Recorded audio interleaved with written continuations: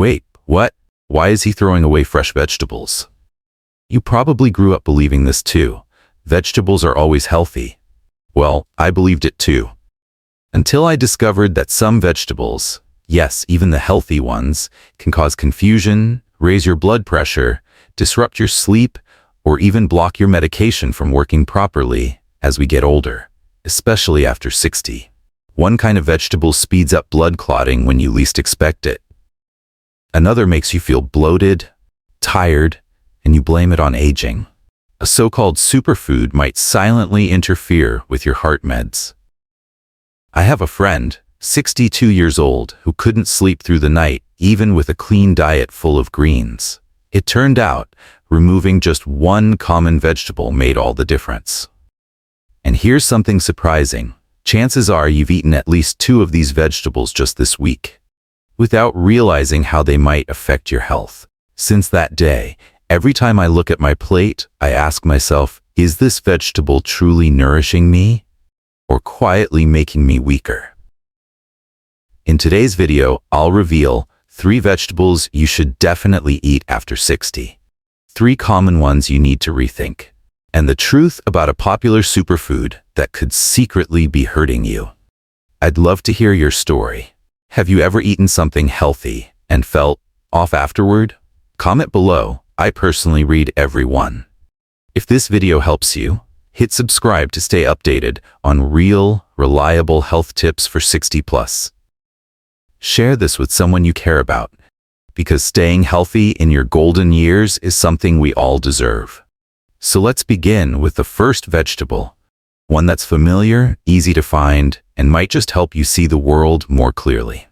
Yes, it's carrots, but their benefits go far beyond just eyesight. Carrots and night vision. Why Grandma was right. My grandmother used to say, eat your carrots, they'll help you see in the dark. I thought it was just an old saying until I met Carl. Carl is 67, still loves to drive at night, but over the past year he noticed things were blurrier. Street signs harder to read. He assumed it was just age. But here's the twist. It wasn't his age, it was his diet. After a simple checkup, his doctor suggested something surprising. Start eating carrots regularly, steam or roast them. You need more beta-carotene. Beta-carotene is a powerful antioxidant found in orange vegetables. Your body turns it into vitamin A, essential for sharp vision, especially in low light. It also supports your immune system and heart health. A study by Dr. Johanna Seddon from Harvard, Archives of Ophthalmology, 2001, found that people who consumed higher levels of beta-carotene had a lower risk of age-related macular degeneration. After just 2 months of adding carrots to his daily meals, Carl said night driving felt safer again, brighter, clearer. And here's something many people don't know. Carrots also contain fiber and potassium, 2 allies for digestion and blood pressure. It's not just about your eyes, it's about your overall strength. Small lesson? Sometimes, Grandma was more right than we realized. And the good news? You don't need to eat carrots raw. Steamed, roasted, even blended into soup, all work beautifully. Coming up next, we'll meet a vegetable that isn't as sweet, but might be even stronger when it comes to fighting inflammation inside your body. It's often ignored, but it might just save your cells. Broccoli and inflammation, the anti-aging warrior. David always ate healthy, and he never missed a walk, rain or shine. But at 65, the aches in his knees got worse, swelling, stiffness. He blamed it on old injuries, so he tried turmeric, stretching, even changing shoes, still no relief. Then his daughter, a nutritionist, gave him one piece of advice: add steamed broccoli to your meals. Every day, just 1 cup. At first he laughed. Broccoli? That boring green thing? But here's the twist. Within 3 weeks, the inflammation in his knees went down. He could walk longer, sleep better. The magic lies in sulforaphane, a compound in broccoli that reduces inflammation at the cellular level. According to a 2017 study by Dr. Emily Ho at Oregon State Journal of Agricultural and Food Chemistry, sulforaphane fights oxidative stress and may protect against age-related diseases. Broccoli also brings vitamin C, vitamin K, fiber, and folate, supporting immunity, bones, digestion, and heart health. Lesson: sometimes the simplest foods have the strongest power. And here's a practical tip. Steaming broccoli for just 5 minutes helps keep its sulforaphane active without sacrificing taste or nutrients. Next up, we'll talk about a leafy green often praised as a superfood, one that might boost your blood flow and your memory, if you use it right. And yes, it's probably already in your fridge. Spinach in circulation, brain fuel you can eat. Once upon a time, Nancy, 68, retired teacher, felt sharp as ever. Every morning she did crosswords and beat her grandson at chess. But slowly, words slipped her mind. Names. Even directions home from the grocery store. She thought, maybe this is just getting old. Then one day her doctor mentioned, your circulation's slowing down. You need more natural nitrates. Try adding spinach to your meals. At first, she was skeptical. Spinach? For the brain? But here's the twist. After a few weeks of eating spinach daily, steamed in soup, tossed in salad, Nancy felt more alert. She remembered grocery lists. She even beat her grandson again. The secret? Nitrates in spinach help widen blood vessels, improving blood flow to the brain and muscles. Better blood flow equals better memory, focus, and mental clarity. A 2010 study by Dr. Pierce Elizabeth Johnson at Tufts University, American Journal of Clinical Nutrition, linked lutein, another compound in spinach, to sharper cognitive function in older adults. Spinach also supports bones, digestion, and cell repair. But be cautious. If you've had kidney stones, ask your doctor before consuming large amounts. Lesson? Sometimes brain fog isn't age, it's circulation. And a handful of spinach a day might just bring the spark back. But not every vegetable plays so nicely. Up next, a common side dish that might be silently spiking your blood sugar, and what you can do about it. Sweet potatoes versus white potatoes. The blood sugar trap. John loved mashed potatoes, and every Sunday his wife made them, creamy, buttery, with a touch of garlic. But at 66, his doctor gave him news he didn't expect. Your blood sugar is creeping up. You're pre-diabetic. He was shocked. But I hardly eat sweets. Here's the twist. It wasn't sugar in desserts. It was sugar in disguise. White potatoes have a high glycemic index, meaning they raise blood sugar fast. They break down quickly into glucose, which spikes insulin and leaves your body struggling to keep up. According to a study led by Dr. Jenny Brand Miller from the University of Sydney, published in the American Journal of Clinical Nutrition in 2002, high GI foods like white potatoes can increase the risk of type 2 diabetes over time. So John made one small change. He switched to sweet potatoes. Baked, mashed, roasted, they became his new Sunday treat. Sweet potatoes have more fiber, more beta-carotene, and a lower glycemic index, meaning they raise blood sugar more slowly and steadily. The lesson? Healthy isn't always obvious. Sometimes it's hidden in the starch. And when you're over 60, watching your blood sugar isn't just about dessert, it's about daily choices. Next, we'll explore a vegetable that's been part of traditional diets for centuries, often pickled, fermented, or turned into soups. But the question is it helping your gut or secretly working against it? Cabbage and gut health, fermented friends or foes? Once upon a time, Thomas, a 70-year-old veteran, moved to live with his daughter in Seattle.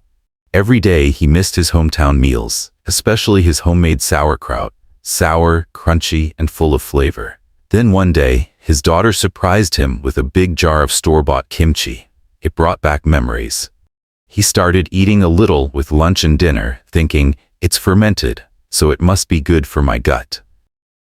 But soon after, Thomas noticed bloating, discomfort, and strange swings in energy.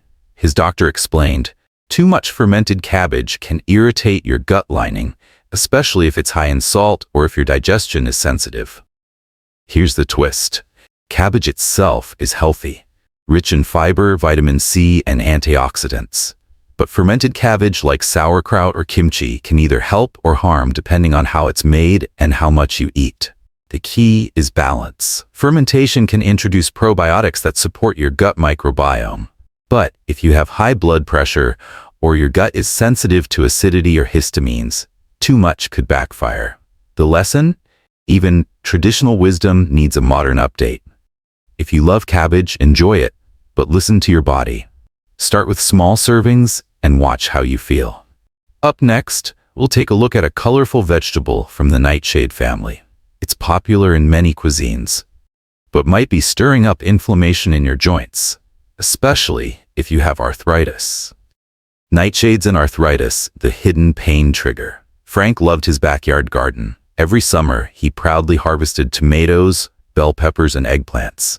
He believed if it's homegrown, it must be healthy. But after turning 70, something strange happened. His fingers ached. His knuckles swelled. One morning, he tried opening a jar of pickles and couldn't. He sighed, "Maybe I'm just getting old." Then one night, he skipped the usual tomato stew, and the next morning, less stiffness. So he experimented. No nightshades for 2 weeks. The result? He could open jars again, grip a hammer, tie his shoes. Here's the twist. Nightshade vegetables, like tomatoes, eggplants, and green peppers, contain a natural chemical called solanine. In sensitive people, solanine may trigger inflammation or worsen joint pain. There's no universal proof, but countless first-hand stories like Frank's are popping up in arthritis forums. According to Dr. Norman Childers at Rutgers University, Childers and Margolis, 1993, many arthritis patients reported pain relief after eliminating nightshades, though further research is still needed to confirm the biological mechanism. Lesson? Your pain might not be from aging, but from what's on your plate. Try going nightshade-free for 2 weeks. It costs nothing, and your joints might just thank you. Up next, we'll talk about a so-called superfood that's often recommended as a must-eat, but for some people, it may be the hidden cause behind chronic fatigue and thyroid imbalance. Cruciferous veggies and thyroid. Kale is not always king. Linda was 63, a retired librarian who prided herself on her healthy lifestyle. Every morning, she blended a green smoothie packed with raw kale, broccoli, and spinach. She believed, "I'm doing everything right for my body." Then came the fatigue, cold hands in summer, memory slips, daily naps. Her doctor ran tests and gently said, "Your thyroid's underactive. Let's look at what you're eating."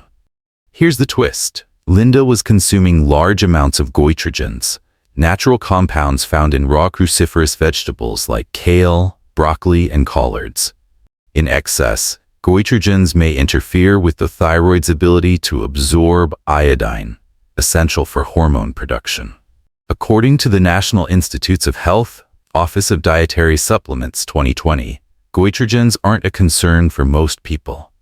But for individuals with hypothyroidism, regularly eating large quantities of raw cruciferous vegetables could potentially worsen thyroid function. So Linda made a simple change. She steamed her greens instead of blending them raw. Still healthy, still green, but gentler on her body. Within weeks, her energy returned.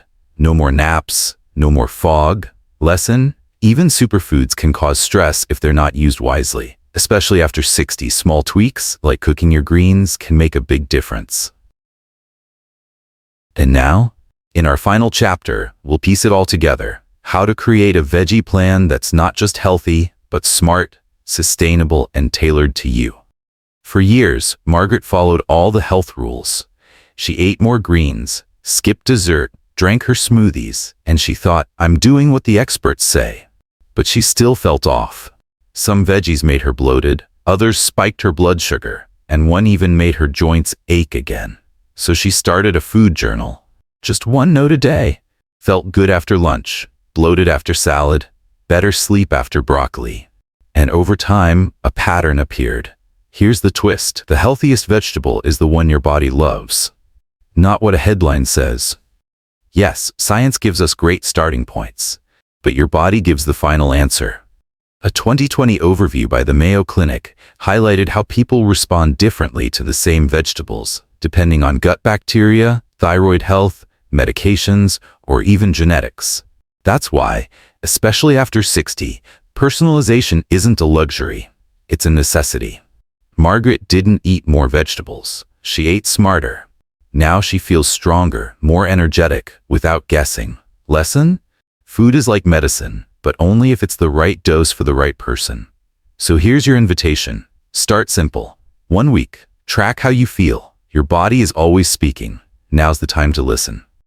So after everything we've explored, from carrots to kale, maybe it's time to stop asking, what's the healthiest food? And start asking, what's healthiest for me?